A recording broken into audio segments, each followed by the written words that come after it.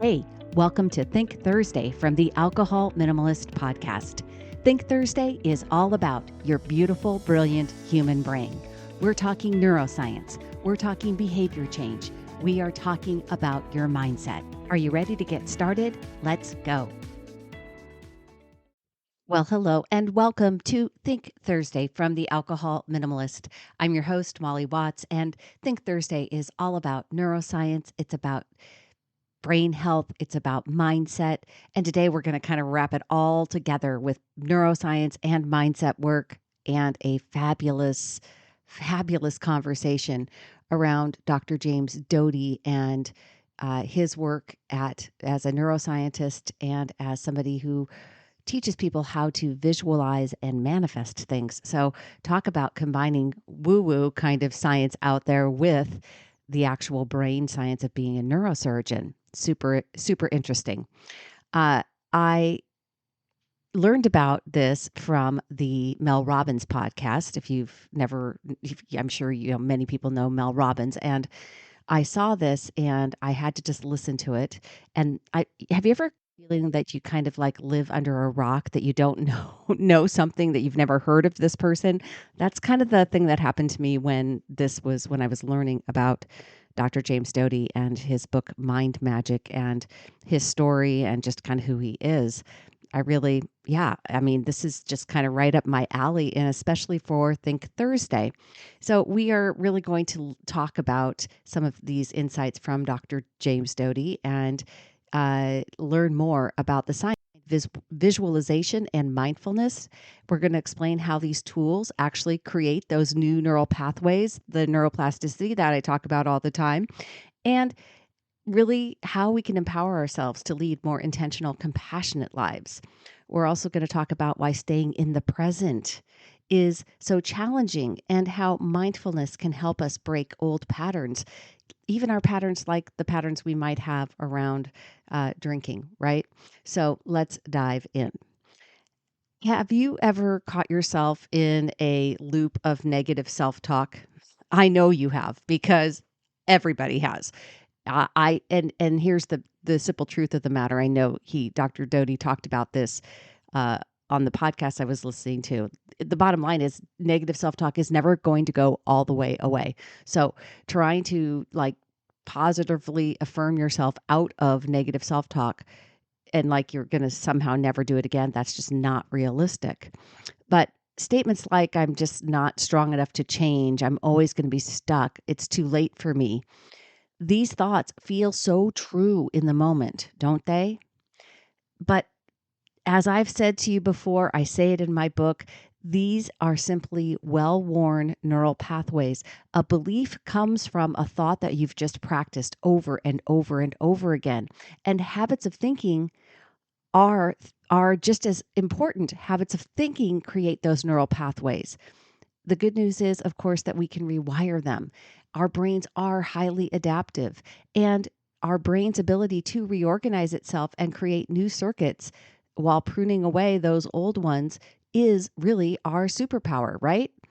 And when you challenge negative self-talk with positive, intentional thoughts, you begin forming new, empowering beliefs. Now, I talked about in my book, Breaking the Bottle Legacy, I talked about how my self-limiting beliefs had held me stuck for so long in my daily drinking habit. And I really didn't understand how much agency I had to shift my thinking, and how continually holding on to the past and using it as evidence of why I couldn't change in the future was just not only wrong, but it completely disempowered me. And understanding that this kind of tool, this practice of manifestation or visualization, however you want to call it, whatever you want to say, it is not something that is woo-woo or out there. It is available to each and every one of us every single day. And that agency, learning how to manage your mind, is so incredibly important. Visualization isn't just for athletes or high performers. It's literally something anyone can use to shape their life. As Dr. Doty explains, that when we visualize our goals with intention and repetition, that's the part that's so important, the repetition. We are training our brain to notice and seize opportunities that align with our long-term goals. Now, I talked about last week on Think Thursday, I talked about consistency. And I talked about how building a practice of consistency is so important. Consistency is repetition, right? Consistency, repetition. Are you getting a picture here? What you do over time, small changes that you continually keep building on, creates a positive momentum that then makes the next step easier. It isn't magic, it is science. By vividly imagining yourself succeeding, you actually activate the brain's reward center and you reinforce actions that move you toward that vision. Now, here's a simple practice that Dr. Doty recommends. First, we have to relax. Why is this important? Because we are highly distracted right now. We are highly distractible. And to get ourselves to be able to focus on the present, right? Because even when I say manifest and visualize, you are looking out into the future, right? I know I did. When I hear those words, I look into the future. To get there, you have to be in the present. So we're going to relax first. We're going to take a few deep breaths to shift into a parasympathetic state.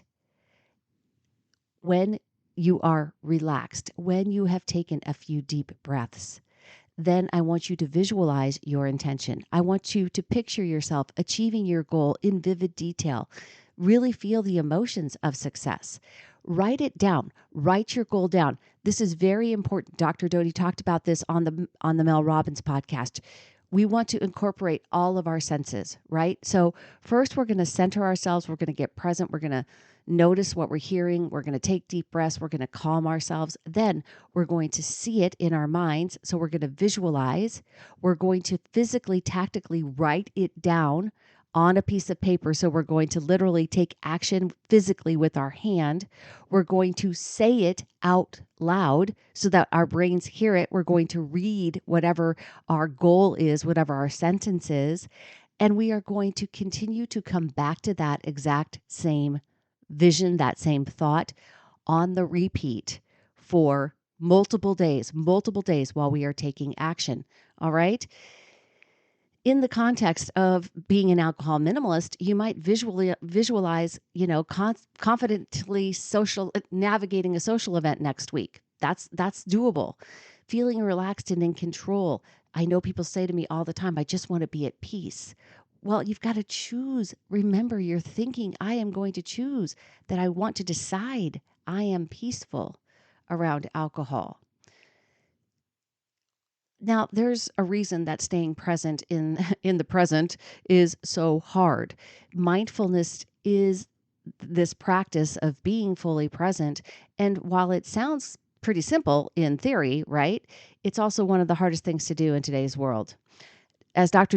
Doty points out, our brains are wired to wander. The default mode network, a part of the brain that activates when we're not focused, often drags us into thoughts of the past or of the future. This tendency, while evolutionarily advantageous for both planning and problem solving, pulls us away from the present. All right, so that beautiful, brilliant human brain that I talk about all the time, our logical prefrontal cortex, it likes to wire, it likes to wander, it likes to go backwards, it likes to go forwards. And it's always looking and anticipating around itself. When you add to that our modern world of overstimulation, right? The average American spends about 1,460 hours a year on their smartphone. 1,500 hours a year on your smartphone. These devices are literally geared to hijack our attention, making it difficult to focus or notice on meaningful opportunities. And then there's chronic stress. Chronic stress keeps many of us in a fight or flight mode where mindfulness really kind of feels nearly impossible. But here's the key. Shifting into that parasympathetic system, the rest and digest state, is not only possible, but it's critical for this practice of mindfulness and manifestation. Here are some practical strategies to overcome the barriers or these challenges that are around us all the time regarding staying present. Again, start with that relaxation, right? So, some deep breathing. A few episodes ago on Think Thursday, I talked about the power of deep breathing. When you do this, it literally is known to calm your nervous system, and it makes mindfulness and staying present more accessible. If we're in a constant state of fight or flight, it makes it almost impossible to access this part of ourselves, right? I really want you to think about limiting overstimulation. Create phone-free zones, uh, practice monotasking, really decide that you are, how you are going to limit the distractions in your world. You can practice mindfulness just by literally taking a pause, using your senses, and noticing what you hear, what you see, what you smell, what you feel right now in a moment. And that practice of anchoring yourself is something that is, as again, think of it as training your brain, right? All of this is rewiring and training the brain.